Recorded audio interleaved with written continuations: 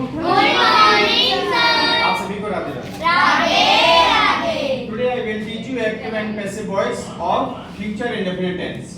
Future indefinite tense पहचान इसकी रहती है गा गी गे, ठीक है।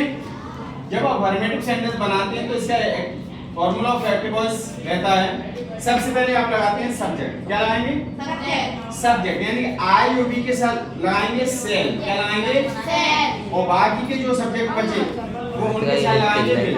आई और बी के साथ सेल, अन्य सभी कर्ताओं के साथ विल। उसके बाद मेन वर्ब की फर्स्ट फॉर्म लगाएंगे। क्या लगाएंगे? मेन वर्ब की फर्स्ट फॉर्म लगाकर ऑब्जेक्ट लगाकर हम फुल स्टॉप लगाते हैं और हमारा वाक्य बन जाता है, ठीक है। जब एक्टिव से पैसिव वॉइस बनाते हैं तो क्या करते हैं, सब जो हमारा ऑब्जेक्ट होगा वो यहाँ पे सब्जेक्ट बन जाएगा। तो अब इस सब्जेक्ट के हिसाब से, इस ऑब्जेक्ट के हिसाब से यहाँ पे क्या करेंगे? विल या सेल। अगर यहाँ पे आई बी है तो सेल लगा देना, अन्य सभी का काम तो विल लगा देना। उसके बाद बी लगाएंगे। क्या लगाएंगे? बी का यूज करने पर एमबी की थर्ड फॉर्म लगाएंगे। क्या लगाएंगे?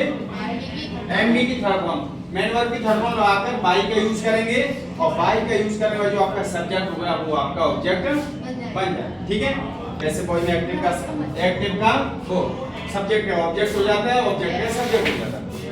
अब एग्जांपल है आपका आई शैल बीट यू, मैं आपको पीटूंगा या मैं आपको पीटूंगी। तो यू आपका क्या है?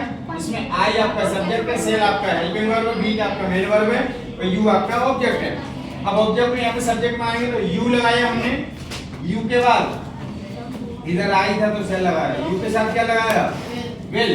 तो यू विल बी, बीट की थर्ड फॉर्म लगाई बीटन, फिर बाई का यूज करके आई का ऑब्जेक्टिव केस क्या होता है? मी। क्या होता है? मी। फुल स्टॉप लगा के हमारा एक्टिव टेंस कंप्लीट हुआ। उसके बाद सेकंड है दे विल लाइक अस, वे हमें पसंद करेंगे। तो अस आपका जो ऑब्जेक्टिव केस है, इसके सब्जेक्टिव केस होता है वी। क्या होता है? वी के साथ हमने लगाई सेल। क्या लगाई? सेल के बाद बी लगा के लाइक की थर्ड फॉर्म क्या होती है? लाइक। फिर बाई का यूज करेंगे, दे को चेंज करेंगे। Any doubt?